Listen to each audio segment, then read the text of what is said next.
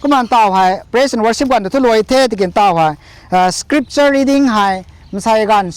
สนายกุริปาลเราปนี่ไม่ต้อง scripture ให้ไม่ก็นักกิ้งสุยเนี่ยกิ้งเราว่า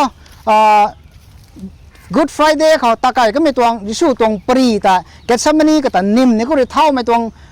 คันนี้ก็แต่แทงรวยนี่ไม่ตวงบ่มเผาดวงแต่ไม่ตวงลวนรีแต่นี่นิ่งเต่าไว้ครับมักกุ้มไว้ครับ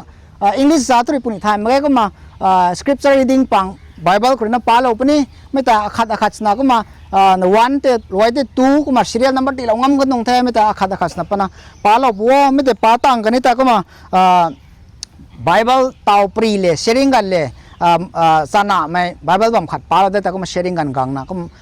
lu khat sona Benedict said pastor la to loi da me su man ta ko ma ta wa scripture reading ta ko ma number 1 ko ma gang na pala wai pu tho ko ma thang number 2 3 ko ma lo pu tho 26 verses 36 to 41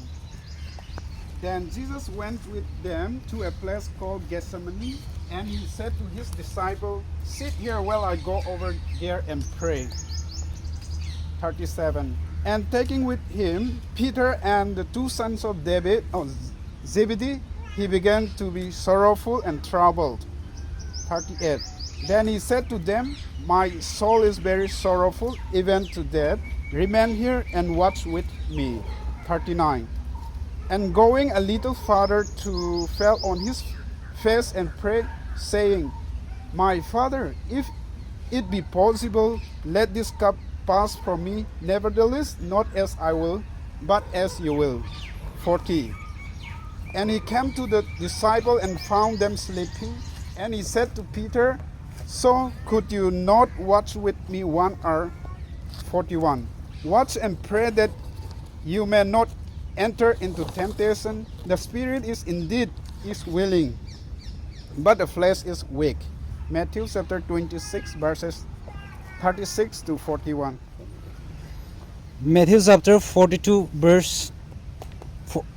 Matthew chapter 26 verse 42 to 46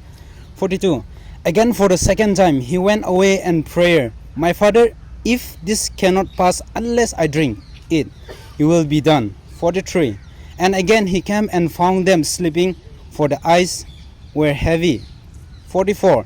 So leaving them again, he went away and prayed for the third time, saying the same word again. 46 Then he came to the disciple and said to them, Sleep and take your rest, and later on, see the horse is in hand, and the Son of Man is betraying into the hand of sinner. 46 Rise, let us be going. See, my betraying is at hand. Matthew chapter 42 26 verses 42 to 46 Arrests and trials. Matthew chapter 26 verses 47 to 51 While he was still speaking, Judas came, one of the 12, and with him a great crowd with swords and clubs from the chief priests and the elders of the people. Now the betrayer had given them a sign, saying, The one I will kiss is the man, seize him.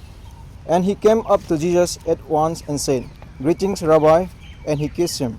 Jesus said to him, Friend, do what you came to do. They came up and laid hands on Jesus and seized him. And behold, one of those who were with Jesus stretched out his hand and drew his sword and struck the servant of the high priest and cut off his ear. Matthew chapter 26 verses 47 to 51 Matthew chapter 26 verses 52 to 56 Then Jesus said to him, Put your sword back into its place, for all who take the swords will perish by the swords. Do you think that I cannot appeal to my Father, and he will at once send me more than 12 legions of angels? But how then should the scriptures be fulfilled, that it must be so? At that hour Jesus said to the crowd, Have you come out as against a robber with swords and clubs to capture me? Day after day I sat in the temple teaching, and you do not seize me.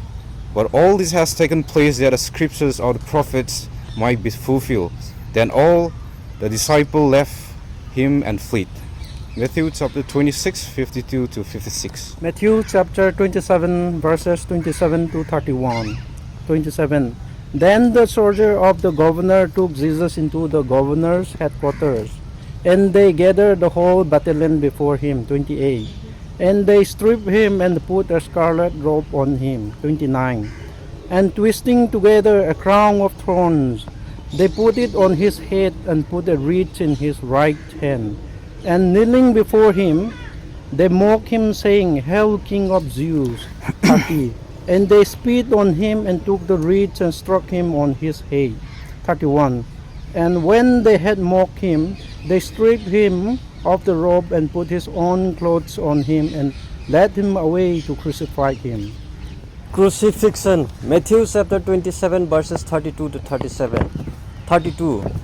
As they went out, they found a man of Cyrene, Simon by name. They compelled this man to carry his cross. 33.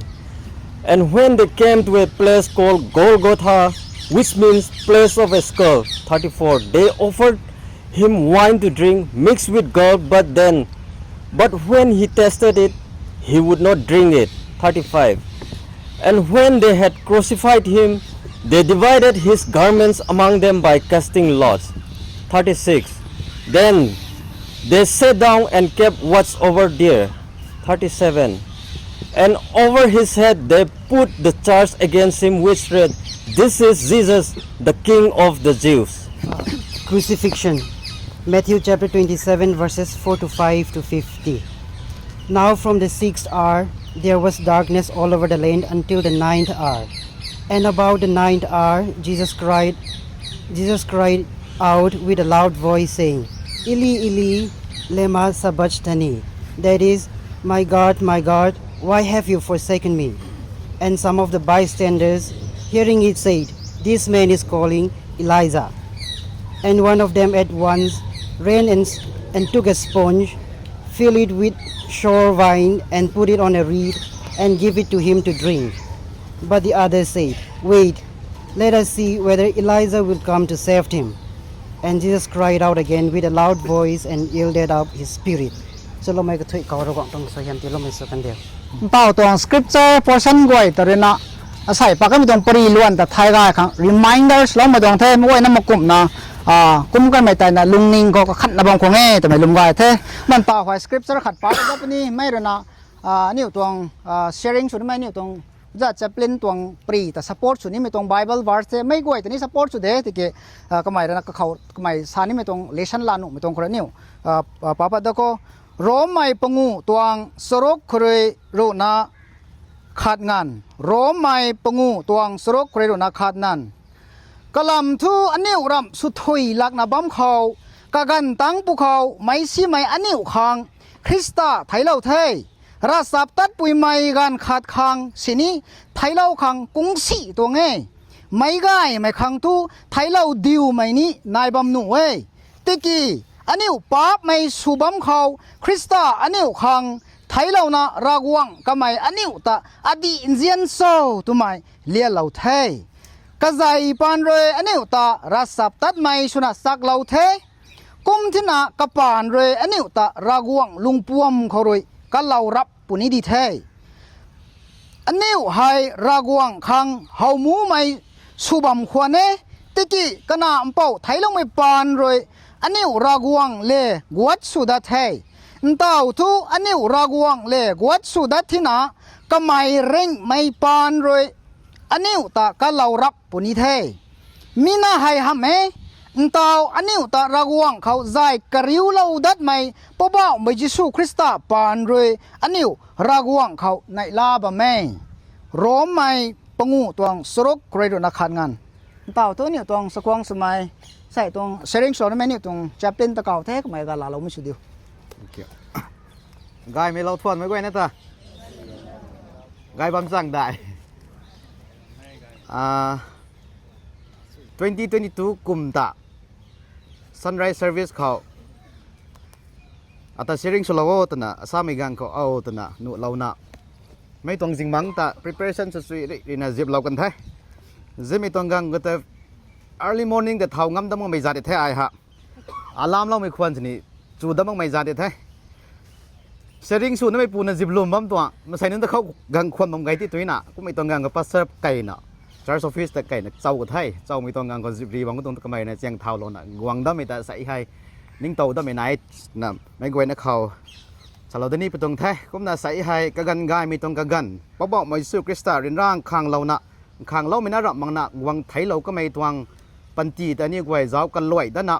รีมายที่สู้เราด้านนะเราหวังริงไม่ตรงหลักเกณฑ์เลยนะแต่ปุยตรงเทียบก็อันนี้แต่กูดวกเราตรงโจ้ซ้ำไม่ตรงล้วนก็แต่นี่กวยเจ้าจำตะโคซ้ำไม่แต่ไม่กวยนะเขาสารตัวนี้ไปตรงแท้ก็น่าไรตับตาไม่เขาอันนี้ตาดับไม่ริงไม่รักวังแต่ไปนะขังทวนกูเว้ยใส่อันนี้กวยตวงปันจีแต่ก็ไม่นะกัดดันเรานะอันนี้นะไทยบำนี่ไม่ตวงปันจี situation ก็แต่ก็ไม่นะกูดวกเรานะกวางเรานะเดินร่างคางเรานะกันนี้ก็ไม่นะริงช่วงไม่ตรงปันจีไม่ก็กวยนะคางที่เราไม่คางตาอันนี้ตาดับไม่ริงไม่รักวังกับทวนกูไปตรงเอ้กันไหนไม่เขาอันนี้ตวง church ตวง pastoral team staff elders นึงก็กวยในที่นี้ทวนกูเว้ยไอ้ส่วนบางคนสนี้อาลาบางคนสนี้ริงไม่ตรงหลักเกณฑ์ให้เชื่อสุนจำเล่าคางแต่ไหนก็ไม่ตรงกันง่ายไหม opportunity กันง่ายไหมที่เราได้มีครั้งที่นี้ทวนกู้ไม่ดอกไปตรงไทยกระทบไม่เข้าด้วยนะใส่ให้นี่ตรง church members ที่ไม่ได้ไม่ก็กวยนะนั่งนี่ตรงตานใบใบไม่นายบางคนสนี้เราหวังตรงหลักเกณฑ์จะไปนะครั้งกัดดันเรานะตรีไม่นายนะหวังเราว่าไม่ก็กวยนะแต่นี่ไปนะครั้งทวนกู้มีให้ซาดาวเหล่านี้ไปตรงไทยกุมนาใส่นี่อยู่ในนาจ้ามิสำเรานี่ไม่ไทย text นี้ทันเทียเทียงนะปาไกเรากันแท้กุมนานี่ไว้ patient week แต่นะนี่ไว้ให้ observe สุวังไม่หาย it has been more than for some of you 10 years บำหนดไทย20 years บำหนดไทย30 years บำหนดไทย40 50 60 and add on อันนี้ observe สุวังบำแท้กุมองควรสนี้ตักก็ไม่ตรงกันกับตอนนี้นี่ไว้เฮาไทย triumphal entry of ละขัดตุนตะเราหวังไว้นะเพราะบอกมาอิสุคริสต์นะหวังเรานะไม่ต้องไกลได้ก็แต่เยรูซาเล็มไกลได้ก็แต่หวังเราไม่ต้องกันเขาไม่ต้องติงมิกน้องตาโฮซานาตนะก้าวไม่ต้องปันตีนุนที่ให้จ้ากูได้ไม่ต้องกันเขาเมทิวจับได้27ก็ปากูได้ไม่ต้องกันก็แต่นี่กูเฮาไทย triumphal entry ก็โฮซานาตนะก้าวไม่นุนไทยไม่ต้องกล่าวปังเขาเราหวังแต่อันนี้แต่กูเล่าเท่ากันเล่าเท่าตนะก้าวว่าไม่นุนไทยเมทิว27ก็จ้ากูได้ไม่ต้องกันเขาเพราะว่ามาอิสุคริสต์จะ crucify him ตนะก้าวได้ไม่นี่นายไม่แต่นี่กูเฮาไทยแต่ตัวไทยไม่แต่นี่ไว้สาวก็ลอยเหล่าด้านน่ะรักหวังต้องลัดเคียงในตะวิสารโบทำไมแต่ไม่ก็ไว้นะขอสารนี้ไปตรงไทยใส่ตรงทีมใส่ตรงท็อปิกให้ the influence of second Adam สามีตรงลำก็แต่ไม่ไว้นะสาวสามข้อแต่ตรงไทยไม่ให้กุมบทนะสามีตรงกันเขา prior to Jesus arrival in Jerusalem prophet Zechariah รินะ chapter 9 verse 9ก็สารก็ไม่ไทย400 to 500 years back เพราะว่ามาอิสุคริสต์เยรูซาเล็มไกลได้หวังมาหูเขากุม450 to 500เขาแต่สายเอ็นดาวโลไม่ตวง prophesy สุโลไม่ที่ให้เพราะว่าไม่สู้คริสต์เลยนะกวางเรานะ fulfill สุก็ไม่แต่นี่กวยเฮาเทแต่ตวงเทกุมแต่นี่กวย Jews ไม่ต้อง traditional ตวงevents ก็แต่นี่กวยเจ้ากุดไม่ต้องกันก็แต่เฮาเว Sunday น้องใจเพราะว่าไม่สู้คริสต์ให้กวางเทแต่นะก็ไม่ให้ไม่ก็กวยนะก็สักขี้สุนัขกุดเราก็ไม่ตวงบัมก็แต่นี่กวยเฮาเทแต่ตวงเทให้แต่นั่นละมันนะมาทั้งติงเมกเอาตะให้ตวง temple พวมนะมันใส่โน่นนะสุกสีแล้วนะมันใส่โน่นนะพวมไม่ตวงป๊าบตวงใครเรียกก็ไว้นะ involve ส่วนใน activity ให้กษัตริย์ participate ส่วนนะว่าไม่เทียบเพราะว่าไม่สุคริสต์นะกวางเรานะสู่อินทัลเราไม่กวางเรานะ against สุก็ไม่แต่นี่กวยเฮาเทแต่ตวงไทยให้ตวงต่างก็แต่นี่กวยจักก็ได้ไม่ตวงกันก็ Jews ไม่โน่นนะJews ไม่ต้อง leaders นู่นนะเพราะว่าไม่สู้คริสต์แต่ again ส่วนนะคอยสั้นทันก็ไม่เข้าที่ให้เพราะว่าไม่สู้คริสต์เลยนะดินทันเทียบที่เราไม่ตัวนี้เนี่ยกวยเฮาเดเทตัวทางไทยให้ตัวนั้นมานะไม่ต้องตั้งก็ตา Judas Iscariot เลยนะเพราะว่าไม่สู้คริสต์แต่จวนตัวเราก็ไม่ต้องลำก็ตัวนี้เนี่ยกวยคลาดแต่ปาดไม่ต้องกันก็แต่กิ้งเต่าก็ไทยให้ตัวนั้นมานะ Thursday น้องให้ตัวอิสุตโบตัวนั้นสาไม่ต้องกันเขาไม่ต้อง Last Supper แต่ในกันใช้ The Last Supperเพราะว่าไม่สู้คริสต์ก็ต้องกระเจียบนุ่นเลยแต่นะ supper ลาอินสมัยให้ตระหนักมันนะเพราะว่าไม่สู้คริสต์หรือนะก็ต้องกระเจียบนุ่งไว้ที่ให้ with the humbleness heart with the servanthood heart ตรงลงนิ่งแต่นายนะก็นิ้วตรงปันตีก็นิ้วตรงพายคิวเราก็ไม่ตัวนี้นิ้วไว้เฮาเท Friday น้องตะบุยสุดตะโบแต่นะสามีต้องกันเขา the trials and crucifixions of Jesus Christ แต่นี่ไว้ปาเต้าเทแต่ตัวแท้นั่นปาบ้าเมกะกวยนะให้เราหวังเลยนะหวังลงหวังตูลงไม่ต้องหวังเทถนะหวังลงไม่เข้าที่ให้เท่ากูไม่ขังเทาะราหวังเทถนะลาละบังควันสิเท่ากูไม่ขังเทาะ triumphal entry โฮซา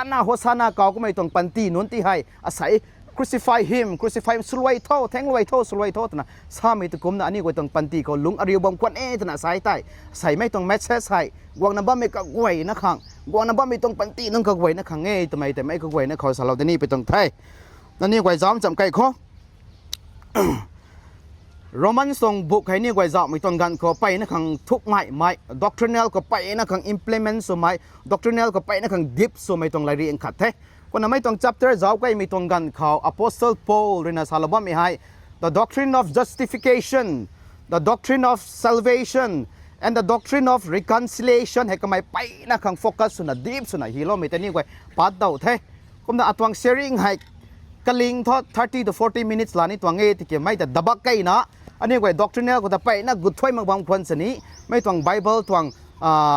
man's message แต่บุยโจ้ซ้ำไม่แต่นี่กวยมาตักขนาดจ้องจำไก่โคทำไมแต่ไม่กวยนะเขาสลาวดานี่ไปตรงไทยอันนี้กวยต้องลงนิงเขาใส่ให้ท่านนะบำหนุไว้อันนี้กวยต้องลงนิงก็ใส่ให้ท่านนะบำหนุไว้เบาๆไม่สู้คริสต์กวางกวยนี่ต้องกวางเลยนะป้าไม่ต้องปันตีนู้นกับกวยนะครั้งกวางไทยเราไม่ตะบุยสู้แต่นะสุนี่แต่นะนิ่งมันนิ่งนะบำหนุไว้อันนี้ไทยเรานี่ไม่ทวงบำเขาที่ให้เพราะว่าไม่สู้คริสต์เลยนะกวางเราไทยเรานะอันนี้เลยนะไทยนี่ไม่ทวงอันนี้นะลาเรานี่ไม่ต้อง consequence อันนี้กวยลาเต้ามังนะเพราะว่าไม่สู้คริสต์เลยนะกวางเรานะลาเราก็ไม่แต่ตะบุยสู้แต่นะสุนี่แต่อันนี้กวยก็ขัดบำหนุไว้ with the substitutional death ให้ possible ตะบุยต้องเทียบกับสู้ตองโจ้แต่อันนี้กวยก็ขัดไกล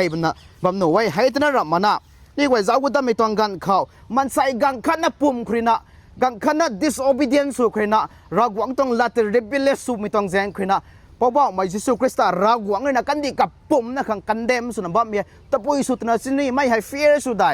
รากหวังมันใส่แต่อินเดียนไม่เยอะนะใส่ตะกบนะมาใส่กะกวยนะตะมาใส่กังขันนะปุ่มครินะกันดีไม่กะกวยนะตะกันเดมสุบมตองโซตนะนี่ไว้ต้องลงนิ่งก็แต่นิ่งนะบัมนะเว้ยให้ตระหนักมันนี่ไว้จ้าก็ไม่ต้องกันเขาอากุไม่ต้องเทียบกับอันนี้ไว้ต้องปันตีให้อดัมเลตนะinitiate line จำนะอดัมเลตนะ connected สุนะอดัมเลตนะอันนี้ไว้ attach สุนะบัมตรงโซ่ทำไมตรงลงนิ่งก็ตัวนี้อันนี้ไว้กับขันไก่บัมหนุ่มจะตวงไทยตวงละดุนสลาวก็ไม่ถูกกุมนะ the influence of the second Adam แต่นะบัมแม่ first Adam เพราะว่าไม่รักหวังรินาดัมเลยเรียงเราไม่ต้องมันใส่น้ำปันตีอดัมตาก็ไม่รินาไกเทแต่นะดัมเราไม่ต้องปันตีให้ปาบเขาเบาเราไม่ต้องแซงคนนะรักหวังตรงละแต่ disobedience ไม่ต้องแซงคนนะรักหวังตรงละแต่ rebellious ไม่ต้องแซงคนนะก็ไม่ให้ fulfill สุงมาใครตาวโตเพราะว่าไม่สู้คริสต์แต่ดูกวางเรานะก็ไม่รินา fulfill สุเราก็ไม่ตวง fulfillment แต่ใส่นี่ไว้ปาเต้าตวงเทแต่ตวงเทเท่าไรก็ไม่ตวงอดัมรินาตันตั้งงำมั่งไม่ตะปาบเขาใกล้เรานะให้ตวงปาบตั้ง effect แต่ไม่กับปุ่มนะครั้งจิลิกเราไม่ที่ให้ไม่ต้องเอฟเฟกต์กับนายบ้านไม่แต่เพราะว่าไม่สู้คริสต์หรือนางวางเรานะไม่ต้องเอฟเฟกต์นายไม่แต่ฮิวสุดครั้งแต่นะก็ไม่นะดินก็สวกเราไม่แต่นี่ไว้เฮาแต่ตัวงไทยไม่ให้ตะบุยต้องเทียกับวังต้องโจ้แต่นี่ไว้เจ้าไว้ไม่ต้องกันเขา let's go back to the time of Old Testament ต้องกันเขา Isaiah 53 verse 5ก็ซาโลดูไม่ได้อันนี้ไว้ใส่ให้ fulfill เราหวังเลยนะ fulfillment สุดเราไม่แต่นี่ไว้ป้าเต่าตรงเฮตัวงไทยไม่เห็น not just out of sudden เขาปัดบัมตรงรำมาเกยตัวงเงแต่ก็ไม่ต้องกันเขาอมูซง Isaiah เรน่า53 verse 5เขาก็ไม่นะ prophesy สุดเราก็ไม่ที่ให้เพราะว่าไม่สู้คริสต์เรน่ากวางเรานะก็ไม่นะ fulfillment สุดเราก็ไม่ได้ใส่นี่ไว้ป้าเต่าบัมไปตรงเทตัวงไทย Isaiah 53 ตรง verse 5ตัวกุมซาลาเว but he was pierced for our transgression he was crushed for our iniquities upon him was the chastisement that brought us peace and with his wounds we are healed นะซาลาเวก็ไม่ไทยเรานะก็ไม่จำเราไม่ต้องปันตีปานเลยนะอันนี้ไว้ต้องปันตีปั๊บเลยนะ heal สุเราไทยอันนี้ไว้ต้องปันตีทวกปเราไทยทำไมแต่ prophesy สุเราก็ไม่แต่ใส่ให้ดีกว่าทงละบ้าไม่แต่อันนี้ไว้ remind สุเราดันอันนี้ไว้ป้าโตบ้าตรงแต่ตัวงแท้ก็น่าใส่อันนี้ไว้นะเจ้าอินสำไกลเล่าขังเจ้าอินสำไกลเล่าขังอันนี้ต้องลงเนียงก็กระขัดเรานะบ้ามขังแต่ปุยสุดแต่เนสนี่เพราะว่าไม่ยิสุคริสต์ต้องรำไทยฮะตะบุยขังไทยละบ้ามตรงส่วนนี้แต่อันนี้ไว้กระขัดไกลนะบ้ามโนไทยแต่ตัวงไทยไม่ตัวงไทยไม่ตัวง purpose ก็ตะบุยส่วนนี้แต่อันนี้ไว้กระขัดไกลนะบ้ามโนไทยไม่ตัวงไทยนะบ้ามไม่ตัวง situation ไม่ตัวง condition แต่มันใช่นะตัวง condition แต่ตะบุยต้องเทียบกับบ้ามแต่นะเพราะว่าไม่ยิสุคริสต์นะกวางเรานะ substitution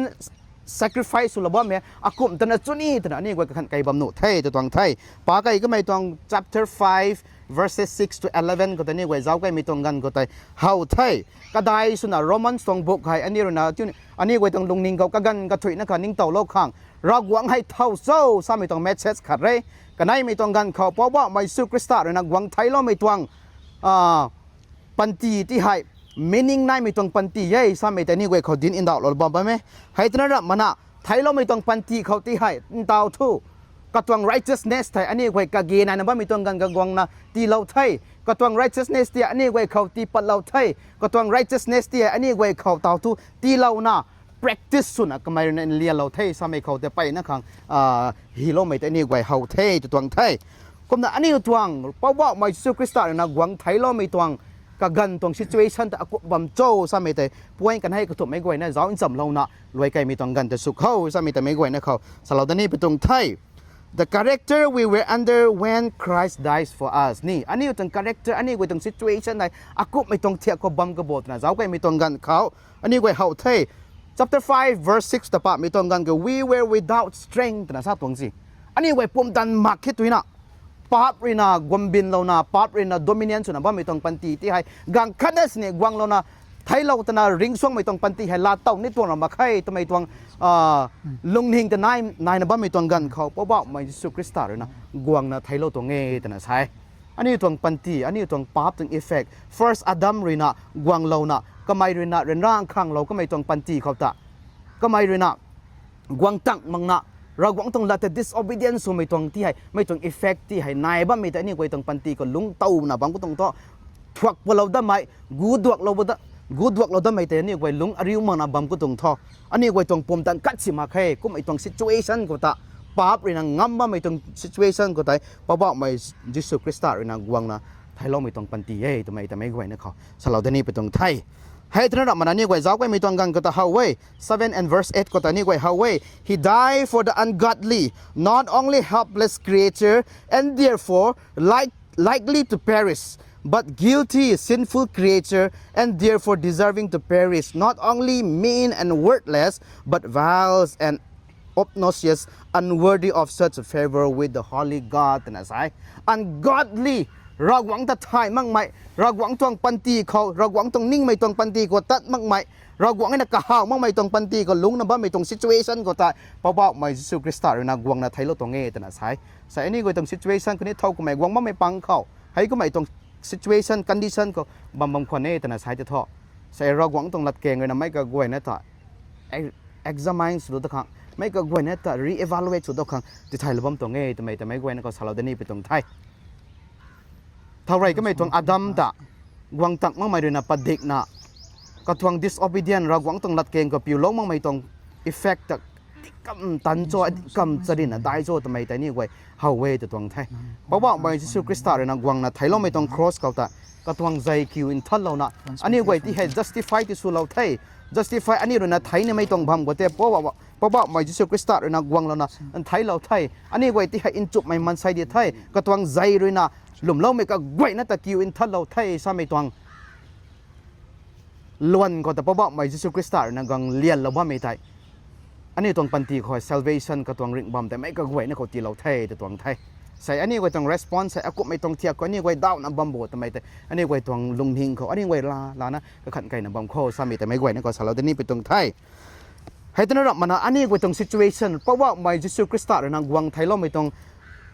วังนะไทยเราไม่ตวง situation ให้ตัวไปตรงเทียบกับบัมเดอร์บอเจ้าก็ไม่ตรงกันก็ Roman chapter 5 verse 8 ก็ได้ but Christ died for the sinner แต่นะใช่ปาบสุนัขลงมาไม่ตรงปันตีกับกวยนะขังตะก็ไม่รู้นะวังนะไทยเราตัวเงี้ยสามีแต่อินทันเทียบเทียงนะ Roman chapter 5 verse 8 ก็ได้นี่ไว้ปากกดไม่ตรงกันก็ได้เฮาไทยตัวตวงไทย Roman chapter 7 verse 24 ก็ได้ Apostle Paul นะก็ได้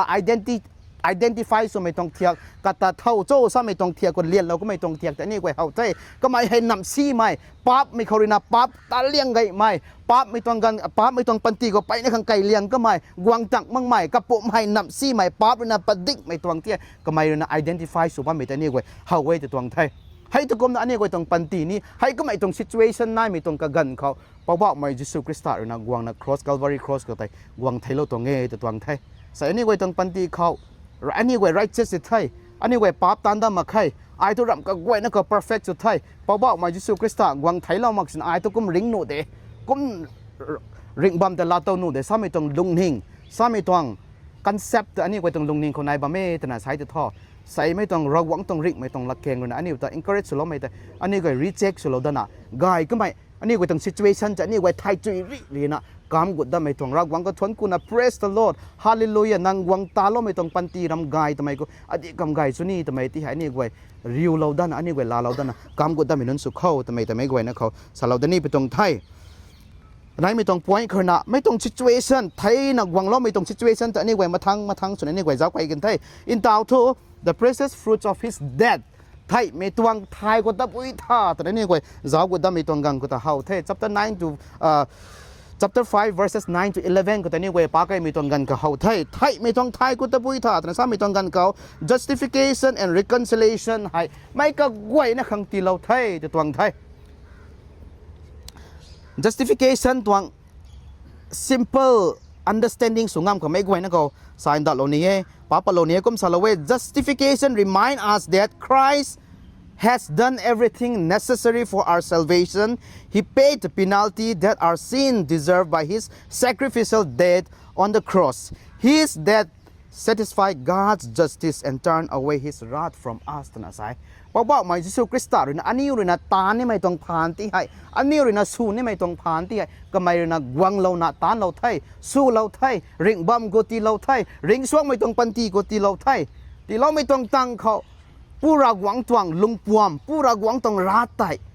satisfy สุเราไทยตัวตวงไทยก็ตวงใจตรีนะอันนี้ไว้ต้องปราบที่ให้กองนักวักเราไทยไม่ต้องใจตา effective สุดนี่ไม่ให้เท่าสู้ข้างตาแต่นั่นนี่ไว้เจ้าก็ได้ไม่ต้องกันก็ those who respond to him นี่อินจุบไม่ต้อง response แต่กวางเราเนาะอาราหวังดิ่งไงอาปาบเจนเขานางกวางไทยเราต้องดิ่งเอ้ซะไม่ต้องลงนิ่งนายมินุนนักขัง accept สุมินุนนักขังไม่ต้องใจตรีนะ effective สุดปนี่ตัวตวงไทยสู่มั่งไม่นุนก็ท้อไม่ต้องกวางไทยเราไม่ต้องใจแต่ effective สุดจัดนี่ตัวนั้นมาแค่ the doctrine of justification เขาดิลเรานะบ้าไม่สาเรานะบ้าไม่ให้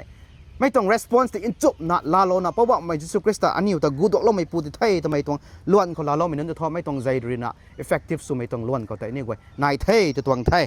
คุณนั่นนี่ไว้ต้องปันตีให้เจ้าไม่ต้องกันเขาin every generation อันนี้ไว้ต้อง hard ต้อง problem อันนี้กวางจักมาไม่ต้องไปนะข้างในก็มองควันสนิเพราะว่าไม่ยิสุคริสต์เลยนะให้ก็ไม่แต่ลำสักเล่ามันนะให้ก็ไม่แต่ลำจักเล่ามันนะก็ไม่เลยนะไอ้ตาเนี่ยดีไงอัตวงเท้าดีไงแต่นะกัดปลานักกังนะกับปันตีไม่ก็กวยนะขังกัดปลาไม่แต่นี่กวยมากุ้มกันเลยเราด้านน่ะใส่อันนี้กวยกายหันด้านนี้ไม่ต้องกันเข้าเราหวังไทยเราไม่ต้องปันตีให้อัตวง situation อัตวงปาบตรง situation นะกายมักแต่นะดีไงปาบเลยนะอาจจะ dominance สุบัมแต่นะดีไงลัดปิ้วมักแต่นะดีไงปาบตวงเสียงแต่อดัมก็นะเฮานะนายบัมแต่นะดีไงซ้ำไม่ต้องลงนิ่งแต่นี่กวยนิ่งกันเลยเราด้านน่ะเราหวังตรงละแต่นี่กวยลาเรานะตะกุดได้ไม่ต้องปันตีนุนสุขเข้าแต่ไม่กวยนี่ก็สารเราด้านนี้ไปตรงไทยนะ reconciliation by his death อันนี้อยู่เลยเพราะบอกไม่รักหวังยิสุคริสต์คันนี้อันนี้อยู่ทวง relationship ให้อดัมก็นะเฮานะอดัมเลยนะไม่ทวง fulfillment แต่ตั้งลงมาก็ต้องเถาะ disobedience เราก็ต้องเถาะ relationship แต่บักเทแต่นะใช่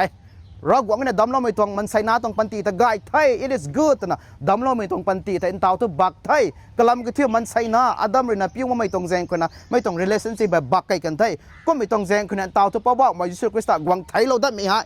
ไม่แต่ reconcile สุดขังหวังไทยเราตวงไทยตัวตวงไทย enemy สุนับบัมเทตัวตวงไทยนี่ตรง situation ตาenemy สุนับบัมไม่ตรง situation ก็แต่เพราะว่ามายิสุคริสต์เลยนะ cross Calvary cross ตั้งเรานะไม่หวังไทยเราไม่แต่ reconcile สุนับreunion สุดนะ reunited สุดนะ unification พุ่งหวังเราดนะอินจุบไม่ต้องปันตีก็กันล้วนเท่าได้ไม่ต้องปันตีแต่ก็ไม่เลยนะ offer สุลบมตัวเงี้ยตัวไทย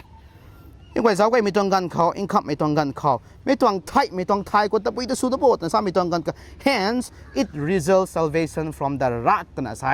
เราหวังตรงลุงปวมเราหวังตรงละจันให้หวังปนิดเอ๋งานเรานี่ตัวน่ะมาไงนี่ป๊าบกันนี่ง่ายมั่งไม่จะโทษเราหวังตรงอินจุ่มไม่ต้อง justice ก็ได้ตะไคร้ปนิเดชตัวไทยสักอันนี้เว้ยไม่ต้องรักหวังต้องลงปมให้เอาก็ไม่ต้องเทียบเขาปนิโบแต่นะซ้ำไม่ต้องกันเขาอันนี้เว้ยเฮาเว้ยหวังนี่ไม่ต้องกันเขาเพราะว่ามายิสุคริสต์หวังหันด้านนี่ไม่ต้องกันเขาหลุมล้อไม่นั้นก็เว้ยนั่นจะโทษก็ไม่หวังลาปนิไทยก็ไม่หวังหันด้านนี่ไม่ให้หวังไทยเราได้ข้างหลังมาแค่ตัวไทยหวังนี่ไม่ให้หลุมล้อไม่ก็เว้ยนั่นแต่หวังลาข้างหวังปนิไทยหลุมล้อไม่ก็เว้ยนั่นจะโทษรักหวังตรงลุงพวมให้ไก่ปนี้รักหวังตรงละจันให้นายปนี้จะตวงไทยนี่กว่าเนียหลังมะเขาอาศัยนี่กว่าตรงปันทีหวังว่าไม่ก็กวยนะเขานี่กว่าเนียหลังมะเขารักหวังตรงปันที รากวังตรงลงปวมนายซ้ำไม่ตรงลงนิ่งก็แต่นี่กวยช่วยเราเนาะก็กันนายนะบ่ไม่ตรงปันตีก็ไว้นี่กวยหันกันลอยเราตะนังวังก็เลยตะนาให้ตรง relationship แต่นี่กวย build up สุดนะผู้รากวังแต่อารากวังดิ่งไทยอปันตีขังวังไทยเราตรงดิ่งทำไมตรงลงนิ่งแต่นายเนี่ยนี่กวยหันวังตะเข้าทำไมกวยนะเขาสาวเราแต่นี่ไปตรงไทยก้มหน้าอาศัยให้อาศัย preacher ปูนขัดรนะสาวเราไม่นาย what happens on Good Friday was not an accident แต่นะสาย Good Friday นุ่งตานปัดก็ไม่ตรงตานด่วนกับกวย activity กับกวยนะหายมีหาย accident หรือมาเกแต่นะสายกลัมก็ชื่อ Old Testament กันของอโมซุงไอซายาหรือนะ prophesy สุเรากันไทยตานกวงนี่ไม่แต่ก็ไม่ได้นายสายอินดาวเรากันไทยให้กุมไอตรงเซงนะตาทำไมตานกวงนี่ไม่แต่ fulfill สุเรากันไทยกุมที่น่ะไม่ต้อง Good Friday ให้ accident หรือมาเกแต่ตรงไทย Good Friday ให้ plan B หรือมาเกแต่ตรงไทย plan C หรือมาเกแต่ตรงไทย plan D หรือมาเกแต่ตรงไทย plan E หรือมาเกแต่ตรงไทยรักหวังตรง sovereign plan คนไหนนะรักหวังตรง program รักหวังเลยนะกันดีหวังนี่ไม่ตรงลุงหวังนี่ไม่ตรงล้วนกับกวยนะเขาก็ไม่นะ divine plan and program แต่ไหนนะดวนของเราตรงไงก็เสียบเราตรงไงแต่ไม่กวยนะเขาสาวเราเดี๋ยวนี้ไปตรงไทยให้ตระหนักมานะอันนี้ตรง the death and resurrections of the Lord Jesus Christ was never plan B nothing could be further from the truth in eternity past the triune God determined that the Lord to Calvary would be the way of salvation แต่นะใช่ Pastor Alistair Beck แต่นะสาวเราไม่พูดเลยนะฮีเราไม่แต่ไม่ก็กวยนะเขาปาปัดเราตรงไงหวังไทยเราไม่ตรงปันตีให้รำคันให้สิ่งเรามาเกตกิเต a way to the salvation แต่นะสัตว์ว่าริงบัมเจงล้วนก็ไม่ได้นะกังนะดัลเราบัมตรงเทตัวตรงไทยไม่กังนะดัลเราบัมไม่ที่ให้ใส่เนี่ยไว้ serious สุนะลาเราได้ลาเรามังได้ไอ้คลาเราทันก็กุมนะอันนี้ไว้ตรงปันตี patient we observe สุกังไม่ให้ก็กันติ้งแสงบัมหนูไว้ก็กันเราบัมหนูไว้ตกิทหวังไทยเราไม่ตรงกับบ้าอันนี้ตรง situation แต่นี่ไว้ไทยนะaccept สุเรานะก็ตรง invitation แต่นี่เวลาเราด้านน่ะตักกุดได้ไม่ตรงปันตีนุนสุเข้าทำไมแต่ไม่กวยนะเขาสลาวด้านนี้ไปตรงไทย preacher ขัดเรื่องสลาวด้านเลยกุมสายเป้าบ่าวมายิสุคริสต์แต่ไทยไม่ให้ intellectually ไทยไม่โทสรินบรำไกจิไทยแต่น่ะสายกันดีกว่าเป้าบ่าวมายิสุคริสต์ตรงลำไทยไม่โทสรินน่ะไทยแต่น่ะสายตะเกียบท่อก็ไม่ได้นะตานเป้าบ่าวไม่ตรงใครเลี้ยงตะกัดสิเนี่ยลงปัดมั่งไม่ตรีนะไกเลี้ยงเงี้ยแต่น่ะสายก็ตัวงริงไม่ต้องละเกงดินป้าไม่ต้องสรินนะไกไทยตะกี้ท่อก็ตัวงใครเลียกสุนะโปรเซสสุไม่ต้องสรินนะราเวแต่นะใช่ใส่นี่ไว้ตรงปันตีนี่ให้ก็ไม่ตรง situation ก็ตะบัมตัวงให้ก็ไม่ตรง situation ก็ตะบัมเมแต่นะใช่แต่เพราะว่ามายิสุคริสต์กวางไทยโลกไม่อักขังนังขังเอ้สามีแต่ไม่กวยนะเขาสลาวดานี่ไปตรงไทย first Adam เรนะ fulfillment สุงามมังนะป๊าบตรงปันตีก็เบาโลก็ไม่ตรงปันตีแต่อันนี้ไว้เจ้าก็เลยแล้วนะ second Adam the influence of the second Adam ก็ไม่ได้นะปาบตรงปันตีที่ให้กูดวกเรานะทวกเปล่านะริงสวงไม่ตรงปันตีที่เราไม่เตะใส่ Calvary Cross ทั้งก็ไม่กังแทงลอยเรานะเรียนร่างข้างเราก็ไม่เตะใส่นี่เว้ยมากุมก็ลอยเราด้านน่ะอันนี้เว้ยตรงปันตีข้างนั่งข้างอาข้างวังไทยเราตรงไงทำไมเตะอันนี้เว้ยตรงลงนิ่งก็แต่ที่ remind สุเราด้านน่ะลุงกุดด้านไม่ตรงปันตีก็แต่เราหวังตรงริงไม่ตรงละเกงเลยนะอันนี้เว้ยตรงปันตีก็ช่วยเราเข้าทำไมแต่ไม่เว้ยนะเขาสเราด้านนี้ไปตรงไทยอินคับไม่ตรงกันเขา Who is Jesus of Nazareth to you ทำไมตรง question แต่ไม่ก็เว้ยนะเขาแบ่งเรานี่เป้าบอกมายิสุคริสต์นาซาเรตไม่ปูให้นังขังเท่าเจ้าทำไมตวงลุงหิงแต่ไม่ก็เว้ยนะเขาแบ่งเรานี่ What kind of person is he ก็ไม่ให้เท่าจังเจ้าทำไมตวงแต่อันนี้ก็ต้องลุงหิงก็แต่ก็ขัดนะบัมโคซ้ำไม่เว้ยนะเขาสารเหล่านี้ไปตรงไทยนางอาศัยเป้าบอกมายิสุคริสต์รากวังให้รับกับเว้ยนะดำเราไม่รากวังที่เท่นะนางนิ่งบัมหนูไว้นางลาเรานบุมลาเรานะลุงบัมหนูแต่ก็บัมควันจะเนี่ย Have you ever trusted him as a redeemer ป้าบอกไม่รักวังป้าบอกไม่ยิสุคริสต์รักวังรับกัดตัดแต่ดำเราไม่รักวังกี่เทศนะนางไทยนะบัมหนูไว้ตะกี้ท่อ but there is a but here ตะกี้ท่อป้าบอกไม่ยิสุคริสต์ให้นางตวง redeem สุดแล้วไม่ redeemer สามีตวงลุงหิงตายใส่นางตวงลุงหิงเขาตวงลุงหิงเขาอันนี้ไว้ accept สุดแล้วนะบัมได้สามีตวง question แต่อันนี้ไว้ก็ขัดเรานะเราหวังตวงนิ่งไม่ต้องปันตีเขาหวังไทยเราไม่ต้องปันตีอันนี้ไว้ตรง situation ไทยเราไม่ต้องกระทายแต่นี่ไว้กระทายนะอันนี้ไว้ลาเราดันนะลุงกุดไม่ต้องปันตีนุนสุขเขาทำไมแต่ไม่ก็ไว้นะเขาสารเรานี่ตรงเทจุเราไม่ไทยเราไม่กระถุยเขาเราหวังตัวอินจูนจับไม่ต้องสยามได้ไม่สุกันดีว่าไม่ก็ไว้นะเราหวังเขาอินสิเราเขาเห็นได้ไม่เราหวังนางก็ได้นะทนกูเว้ใส่ให้นางเงินนุเรานะให้ก็ไม่ต้องกระกันง่ายไม่นางเงินตานเราก็ไม่ตีให้อันนี้ก็ไว้นะแต่ remind ที่สุดเราได้ไม่คันกับทนกูไปตรงไทยเท่าไรก็ไม่ต้องอดัมเลยนะตันตั้งเรางับมั่งไม่ที่ให้พอบอกมายิสุคริสต์นางเงินกวางเรานะตันตั้งเรานะริงซ่องไม่ต้องปันตี ti lo me khang da pai na kang thon ko pi tong thai sai Roman song book khon ani to remind it sula way ani tong situation ani tong panti he pap in dominance so mai tong panti ye hai gum ai tong situation ko da nang na gwang na thai lo tong nge to mai te ani ko khau ti thai lo bam thai me khang te ne pai na kang thon ko pi tong thai pura gwang re ani upang kho thau ko mai pura gwang re pap re na dominance so bam sini mai te thai mang na pura gwang re nang na gwang thai lo mai tong panti to ka ba tong purpose ta thai mana lungma mai nai bang wan ne te na sai ta nang tuang bumang in than mai na kai na ta lo na ra gwang le nang thai lo mai ti haiกบะไทยนะ accept สุลนะลุงดูทำไมตรงปันตีนั่นที่สุลปูโอ้ทำไมเนี่ยนะเขาสิเราไปตรงไทยเราหวังไรอันนี้ไว้ตรงปันตีไทยนะบ้านไม่ตรงตวงนั่งแต่อาราหวังในเทศนะเราไม่ตรงปันตีนั่งก็ไว้ในตอนนี้นั่งนะก็กันกระถุยนั่งก็ comfort สุลตันตันเนาะก็กันกระถุยนั่งคนนั่งนะ guide สุลตันตันปูโอ้นั่งตวงกองไทยเราไม่ตรงกระไทยแต่อันนี้ไว้ลุงปักคิกงำขังนั่งนะก็กันกระถุยนั่งเขาอันนี้ไว้ตรงปันตีที่ลำอินไว้ดวงเอานะตะกุดตะงำขันนี้นั่งนะใจเราปูโอ้แต่นะหิมได้ไม่รักหวังอันนี้ตะดับไม่ริงไม่รักหวังเพราะว่าไม่ยิสุคริสต์นั่งจันก็มีก็ไว้ให้ชวนกูไม่ได้กระเจ้านะวันไหนไปตรงไทยเพราะว่าไม่ยิสุคริสต์จันคือนะอาเมน อาเมน Thank you นี่ตัวยูจับเล่นเลยนะไทยมีตัวลำเขาเอฟเฟกต์ไทยลงไปปังประกลุ่มกันท่าตัวมีตัวลำเขารัดสินะร้านเราเทไอไอ้น่าสาธุละแค่ไปนะทนกูเอ้ก็ไม่แต่นี่มากันกุดนับ prepare นะรัดสินะร้านเรามันทนกูเทก็มาเนี่ยคำไม่รู้ส่วนมาเขา information ขั้นที่ไทยเรานี้เต่าตรง service รวยไทย office เขาไกลเลยนะเท่ากับไม่office สุดที่หนังไม่นายแต่ก็มาเว้ยนักตะขัดกระดิ่งหนุ่มเว้ยก็มา Bible ปาแล้วนะใส่ตรงรวนรีก็มากระทายนะนี่ตรง pastor team เลยอันนี้กระทายสัมกันแต่ละหนุ่มเว้ยก็มาเว้ยนักของกองสุยนักกองลูกวัวแต่ก็มาซาลานี่เท่ก็มาเนี่ยข้าไม่รู้ส่วนกอง worship team ปังแต่วงเราได้ปุ๊บท้อข้าไม่รู้ส่วนตังเราคนนี้ใจนี่ตรงpastor เลยนะมาเว้ยนักพังกลุ่มเราแต่นี่เพียงแต่ไม่สุดปันเท่มาข้าไม่รู้ losing 178 cross run ขัดนาย the all rugged cross ไม่รู้ไอ้มากล้วยนะเห่าถอยแล้วแต่ไม่ไหวนะดิ่งเท้านะส่วนเราข้อคำหมายถึงนะดิ่งเท้านะส่วนนะมากระลุ่มนะเปียงหลับตัวคนนี้แท้ cross run ต่อแต่ไอ้กุมนาสุนีกาหูโกอาสวนกันเล่ามักษา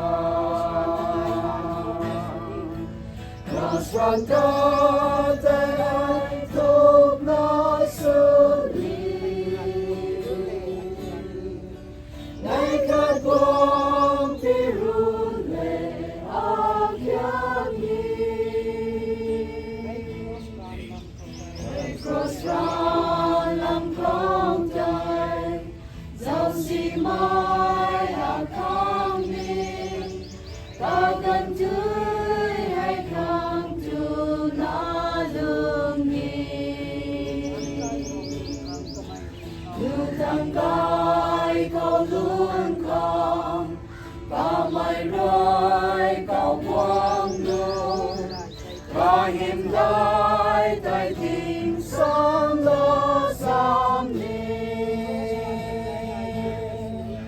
Cross run da te ai kung na su ni Ta hu kau a swan ka lau mak sa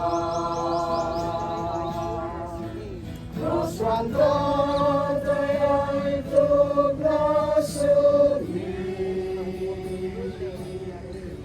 Lai khat buông pi run le akyat ni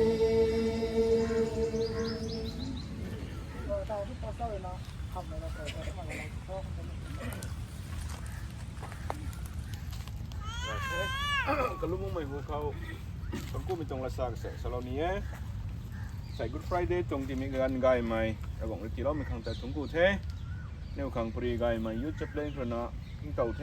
อย่างนี้สงกูเทวันสิบทีมไหวลูกกายมีสโลใหม่แค่นี้ก็ต่างกันตานใบใหม่นายระนาจิงมัง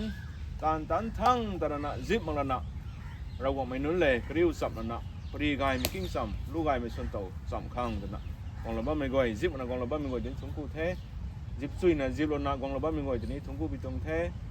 ใส่นี่ Good Friday รักกายคนนี้ก็บำหนุใหญ่เกี่ยกายรันไหมทิ้งบางเลียมกายไม่เข้าเนี่ยเขาเต่ากายมันเต่าเทใส่อันนี้เขาเทอันนี้รู้สุดๆนะบ้าไม่เต่าปุงกายไม่เข้าใจ government จง servant กายเจ้าสินะบ้าไม่กายระนาเขาตัวสุเหร่าดีเท่ากันดีจง sarok krena tin corona photo kan menu mai media tong ngam hai si me gai me nai jang rena nang niu ka bam kha ko sitro tho niu salowe hai ta niu khang katin na inconvenience sai bam nu the un sin da ka bam gai me ra gong ti lo me kan tung ku we ki kai bo jisu sai good friday khau ta lo ko mai te thu kang khat na do sin sakalo da min tong ma khai aniu phai the hai ta niu ning tang mai chana ka ta jian na kani ka mai roi na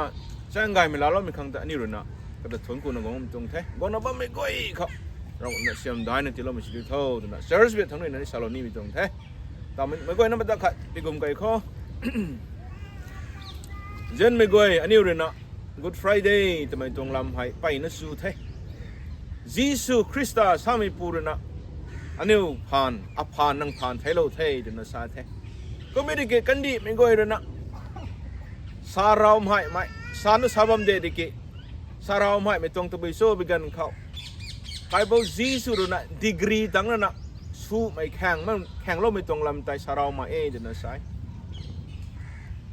โทรเราเทนะลาเท Good Friday เขานะนิวแจงซีไฟบ้านแล้วนะลู่เดินนะสวนแล้วนะคันนี้ on the other side นิวไหนลาบ้างไหม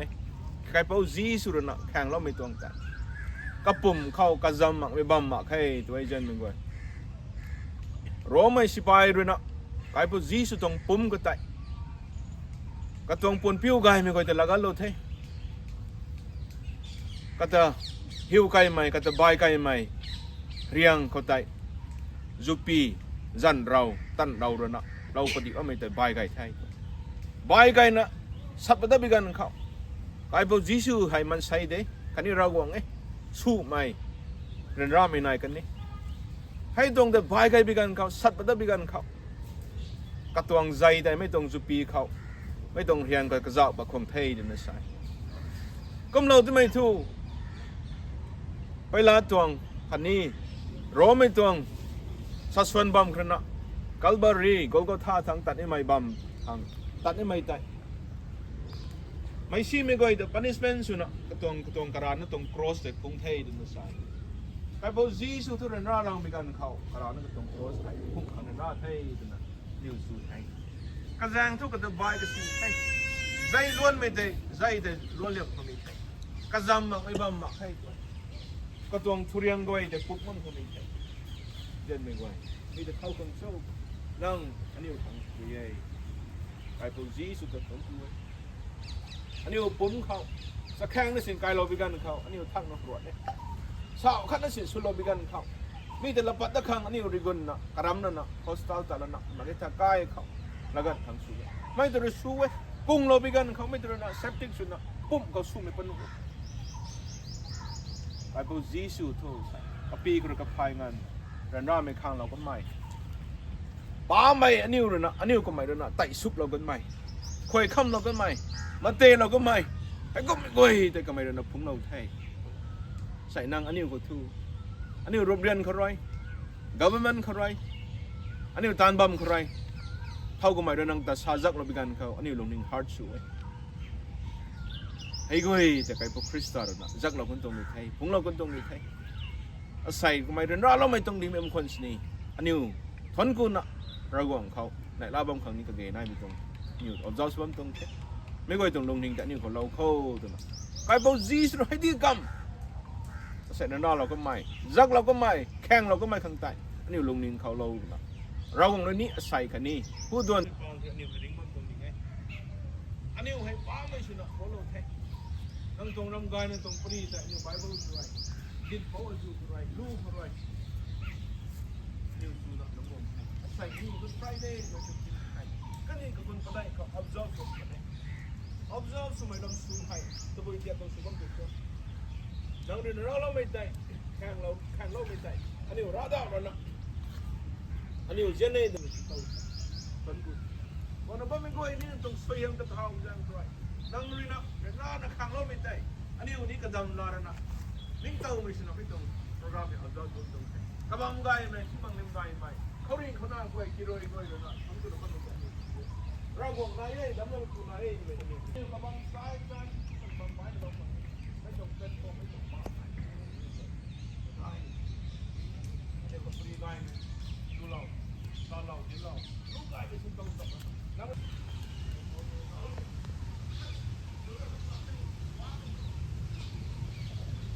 จะไม่เข้าไม่ไหวเลยที่มันไม่ไหวเลยนะใครหันไปเป็นที่มันตอนนี้ตอนนั้นตะวันตก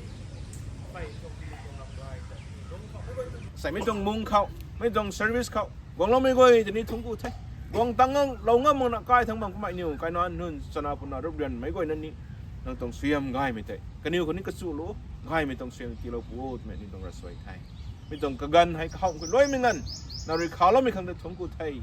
ก้าวไม่กวยคันนี้ก็ไม่กวยนี่ต้องเสียมง่ายไม่ต้องนะกายหันไปที่ไทยไม่นี่ต้องมาจุดไม่ไทยต้องเสียมง่ายไม่กวยนะเขาที่เราไม่สิดูเท่าให้กวยเหตุผลกูนะอันนี้ของเรื่องร้านนักข่าวเราก็ไม่ปูคันนี้อันนี้ของเรื่องเท่านั้นนะทิ้งเก่าทั้งบำสันดาเขาต้องไม่ปูอันนี้แต่ละของคนนั้นไม่ปูอันนี้ริงวังไกเป้านาเรนปูเยซูคริสต์อาจารย์เขาผลกูนะให้ในพิธีไทยอาเมน